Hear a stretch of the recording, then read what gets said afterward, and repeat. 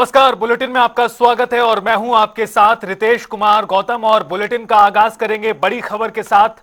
बड़ी जानकारी आपको बता दें, राहुल गांधी ने आज दरअसल हिंसाग्रस्त संभल जाने का प्रयास किया था, लेकिन उन्हें मंजूरी नहीं मिल पाई। कई घंटों तक दिल्ली मेरठ एक्सप्रेसवे पर गाजीपुर बॉर्डर पर जबरदस्त तनाव रहा। कई घंटों का लंबा जाम लगा। उसके बाद राहुल गांधी वापस लौट आए हैं।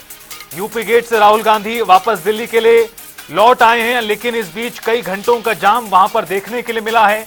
और जब राहुल गांधी को परमिशन नहीं मिली अकेले भी जाने की, तो उसके बाद उन्होंने वहां पर मौजूद मीडिया को संबोधित करते हुए कई बड़ी बातें कही और कहा कि बतौर नेता प्रतिपक्ष मेरा अधिकार है जाने का, लेकिन मेरे संवैधानिक अधिकारों से रोका जा रहा है।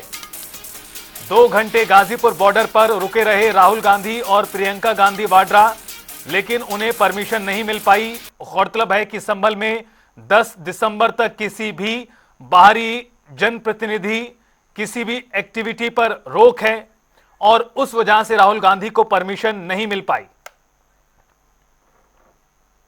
नमस्कार, हम संभल जाने की कोशिश कर रहे हैं। पुलिस मना कर रही है, अलाउ नहीं कर रही है। एज एलओपी मेरा अधिकार बनता है कि मैं जा सकता हूं, मगर तब भी वो मुझे रोक रहे हैं। मैंने कहा है कि मैं अकेला जाने को तैयार हूं, पुलिस के साथ जाने को तैयार हूं, मगर उन्होंने वो भी बात एक्सेप्ट नहीं की। और अब कह रहे हैं कि कुछ दिनों में अगर हम वापस आएंगे तो फिर वो हमें जाने देंगे। ये एक्चुअली जो एलओपी के अधिकार हैं उसके खिलाफ है। मुझे अलाउ करना चाहिए। यूएस कॉन्स्टिट्यूशन है ना,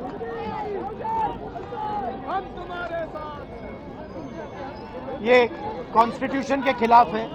हम सिर्फ संभल जाना चाहते हैं, देखना चाहते हैं वहाँ क्या हुआ, लोगों से मिलना चाहते हैं। मगर हमारा जो कॉन्स्टिट्यूशनल अधिकार है, मेरा जो कॉन्स्टिट्यूशनल अधिकार है, उसको मुझे दिया नहीं जा रहा है। देखिए, चाहे समाजवादी पार्टी हो चाहे कांग्रेस पार्टी हो, संभल के मामले में जो राजनीति करना चाहते हैं तो इनको राजनीतिक उत्थान नहीं, इनका राजनीतिक पतन होगा। क्योंकि देश ने मुस्लिम तुष्टीकरण की राजनीति से मुक्त कर लिया है। उत्तर प्रदेश ने अपने को दंगा मुक्त कर लिया है। गुंडे और अपराधी माफिया दंगाई जो हैं वो इस समय जानते हैं कि अगर दंगा करेंगे तो क्या होगा, गुंडागर्दी करेंगे तो क्या होगा, माफियागिरी करेंगे तो क्या होगा, यह सबको पता है भली प्रकार से। पहले समाजवादी पार्टी की ड्रामेबाजी चलती रही। पहले उन्हीं की पार्टी के विधायक सांसद निर्दोष लोगों को मरवाने का काम करते हैं और फिर प्रतिनिधिमंडल भेजने का काम करते हैं, फिर उनको सहायता देने की काम करते हैं। और अब कांग्रेस के नेता और प्रतिपक्ष के नेता श्री राहुल गांधी जी और कांग्रेस ही अपना नौटंकी शुरू कर दिए हैं। उनको सबको लगता है कि सब संभल चले जाएंगे तो उनको मुक्ति मिल जाएगी। मैं आपको बता रहा हूँ, सपा हो चाहे कांग्रेस हो, ये दोनों को इसका बहुत खामियाजा भुगतना पड़ेगा। जैसे श्री अखिलेश यादव जी यूपी में जो हार का जख्म लगा है उससे सह नहीं पा रहे हैं, वैसे श्री राहुल गांधी जी और कांग्रेस पार्टी हरियाणा से लेकर के महाराष्ट्र तक में जो हार का गहरा घाव लगा है उसे वो बर्दाश्त नहीं कर पा रहे। उससे ध्यान बांटने के लिए इस प्रकार के काम कर रहे हैं। संभल है, उसमें कुछ अमेरिकन पैलेट्स भी हैं और वो खोखे हैं और पाकिस्तानी भी हैं। ये गंभीर चिंता का विषय है और उसकी जांच हो रही, न्यायिक जांच भी हो रही, पुलिस भी जांच कर रही है और जांच करके जो उसके असली अपराधी होंगे उनको खोज निकाला जाएगा। उनके खिलाफ कानून के हिसाब से कठोरतम कार्रवाई सुनिश्चित की जाएगी। भारतीय जनता पार्टी की सरकार छिपाना क्या चाहती है? पहले दिन से ही इस बात को सबने कहा है। समाजवादी पार्टी का भी यही मानना है और समाजवादी पार्टी के साथ साथ आम जनता का ये मानना है, जो कुछ करा धरा है सब भारतीय जनता पार्टी के इशारे पर वहां के प्रशासन ने ये घटना की है। जब एक बार सर्वे के लिए सब सहमत थे, सबने सर्वे कराया, आप दोबारा सर्वे इसलिए कराने गए कि झगड़ा नहीं हुआ। जो लोग नारे लगाते गए उनके खिलाफ क्या कार्रवाई भारतीय जनता पार्टी ने की है?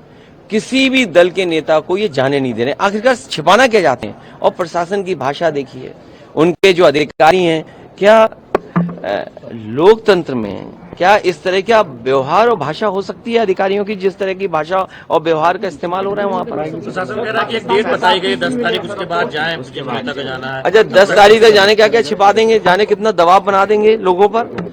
आपके पास वो वीडियोस होंगे जहां पर प्रशासन दबाव बना रहा है कि ये भाषा बोलिए, ये बताइए। आप प्रशासन ये बताएगा कि ये बोलना पड़ेगा पीड़ित को? अखिलेश जी, आप बार से कह रहे हैं कि इसमें साजिश है। पहले दिन से हमने एक नई थ्योरी निकल कर आई है यूपी पुलिस की, कुछ फॉरेन पाकिस्तान के कारतूस मिले। देखिए, ये उत्तर प्रदेश की पुलिस का कमाल है और ऐसा कमाल नहीं है। आप उत्तर प्रदेश की कई घटनाओं की छानबीन करोगे आप तो बहुत सारे इस तरह के कमाल आपको देखने को मिलेंगे। जो कार्टेज की बात कर रहे हैं कि अमेरिका के हैं और पाकिस्तान के हैं, इनसे पूछे कि इनके असले कहाँ के हैं, इनके पास जो असले हैं वो कहाँ कहाँ के हैं। और सच्चाई तो ये है कि पुलिस भी ऐसा काम करती है किसी को फंसाने के लिए। उत्तर प्रदेश की भारतीय जनता पार्टी की सरकार में पुलिस केवल फंसाने का काम कर रही है, न्याय नहीं दिला रही है। सर, सुखबीर सिंह बादल पर भी गोल्डन टेम्पल में बहुत दुखद है कि इस तरह की घटना नहीं हो और सुरक्षा का पर्याप्त इंतजाम होना चाहिए, सुरक्षा मिलनी चाहिए और जहां कहीं भी इस तरह के आयोजन हो या धार्मिक चीजों में वहां सुरक्षा मिलनी चाहिए। कहीं ना कहीं जो शासन प्रशासन सरकार है किसी तरह की लीपापोती करने में लगी हुई है। कभी आज तक वहाँ के हालात जो है सामान्य ये होने नहीं देना चाह रहे हैं, क्योंकि ये जानते हैं कि अगर डेलीगेशन जाएगा और मिलेगा लोगों से तो वहाँ पे जो असलियत में जो हुआ है, जो सच्चाई है वो सामने उजागर होगी। इसीलिए ये लोग चाह रहे हैं कि जितनी देरी हो जाए उतना ही बढ़िया अच्छा है भाजपा के लिए। लेकिन बार बार वहाँ का एडमिनिस्ट्रेशन कह रहा है कि 10 तारीख तक किसी जब एडमिनिस्ट्रेशन ही पूरे इस प्रणाली में इन्वॉल्व है, जहां हमने देखा कि किस तरह एडमिशन के द्वारा इस तरह की हरकत को अंजाम दिया गया और जो सौहार्द है वो उसको बिगाड़ा गया है। और मैं समझती हूँ कहीं ना कहीं ये नेशनल इशू भी है, क्योंकि जो भाईचारे का जो पूरा व्यवहार पूरे देश में है, इसको कहीं ना कहीं भारतीय जनता पार्टी के लोग बिगाड़ना चाहते हैं अपनी वोट बैंक की राजनीति के लिए। राहुल गांधी जी, महासचिव प्रियंका गांधी जी, हमारे प्रभारी महासचिव अविनाश पांडे जी, पीसीसी अध्यक्ष अजय राय जी और तमाम कांग्रेस के सांसद और कार्यकर्ता संभल जाना चाहते थे। और राहुल जी ने तो ये तक कहा कि भारतीय संस्कृति में शोक संतप्त परिवारों से मिलने पर कोई रोक नहीं है। वो प्रशासन की गाड़ी में अकेले बैठकर जाने को तैयार थे। डीजीपी तक बात हुई और उसके बाद भी यूपी का पुलिस और प्रशासन उनको रोक रहा है। तो जरूर मन में ये सवाल उठता है कि ऐसा कौन सा सच है जिसको छुपाया जा रहा है, कौन सा ऐसा सच है जिस पर पर्दा डाला जा रहा है। क्योंकि हमने देखा है कि ऐसे ही सच छुपाने की कोशिश हाथरस में, लखीमपुर में, उन्नाव में तमाम जगह हुई थी। और मुझे नहीं लगता कि वो संवैधानिक पद पर बैठे हुए व्यक्ति हैं और वो वहां पर जाकर कुछ भी ऐसा करेंगे। उन्होंने शांति की अपील करने का मन बनाया है, वो ढांढस बंधाने जाना चाहते हैं। डीजीपी तक से बात होने के बाद अगर समाधान नहीं निकल रहा है, अगर वो अनुमति नहीं दे रहे हैं, तो कहीं ना कहीं यूपी प्रशासन, यूपी पुलिस पर बहुत सारे सवाल खड़े होते हैं और उनकी भूमिका भी संदिग्ध होती है। तो तमाम नेताओं के बयान आपने सुने, जिसमें राहुल गांधी से लेकर सुप्रिया श्रीनेत तक शामिल हैं। और ज्यादा बातचीत करते हैं, हमारे संवाददाता अमन त्यागी हमारे साथ जुड़ चुके हैं इस खबर पर और ताजा जानकारी के साथ। अमन, अब किस तरह की स्थिति है? चूंकि कई घंटों तक दिल्ली मेरठ एक्सप्रेसवे पर गाजीपुर बॉर्डर पर तनाव रहा, जाम की स्थिति रहे, लेकिन परमिशन नहीं मिली तो राहुल गांधी प्रियंका गांधी वाड्रा के साथ वापस लौट आए हैं। लेकिन जो वार पलटवार है वो बदस्तूर जारी है। तो फिलहाल स्थिति किस तरह की है अब? देखिए, मैं बता दूं कि 24 तारीख को संभल में हुई हिंसा के दौरान लगातार राजनीति जलाई हुई है, जिसको लेकर लगातार विपक्षी पार्टी अपने अपने जो है बयानबाजी कर रही है और जो बीजेपी सरकार है उस पर जो है टिप्पणी भी कर रही है। लेकिन लगातार यहाँ पर विपक्षी पार्टियों का संभल जाने का दौरा जो है लगातार चलता रहा है, जिसको लेकर आज सुबह से ही गाजीपुर बॉर्डर पर जो है पुलिस बल तैनात कर दिया गया था कि आने की सूचना थी कि राहुल गांधी आ रहे हैं।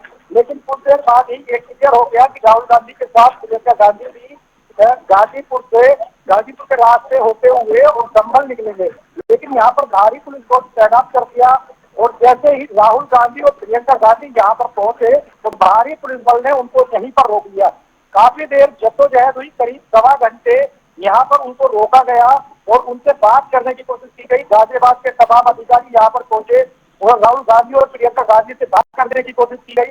तो तमाम तरह की जो बातें हैं उनको समझाने की कोशिश की गई कि हालात वहां पर सही है, आप वापस लौट जाइएगा।